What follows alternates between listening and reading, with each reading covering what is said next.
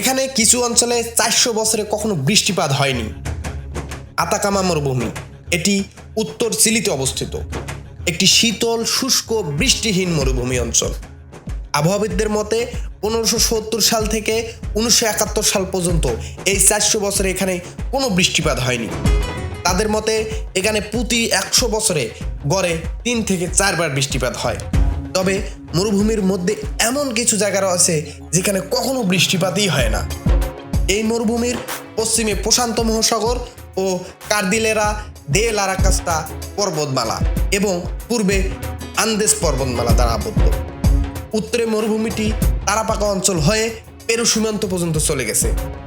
এই পর্বতমালায় মরুভূমির দুপাশ হতে আসা বায়ু প্রবাহ এবং তার মেঘ আটকে রাখে, ফলে এখানে বৃষ্টিপাতের পরিমাণ একদম শূন্যের কোঠায়। মরুভূমিটি উত্তর দক্ষিণে প্রায় 1000 কিলোমিটার দীর্ঘ এবং এটির আয়তন 3,63,000 বর্গ কিলোমিটার। প্রিয় দর্শক, এই ধরনের ভিডিও পেতে ভয়েস অব হাশেম ইউটিউব চ্যানেলটি সাবস্ক্রাইব করতে ভুলবেন না। আসসালামু আলাইকুম।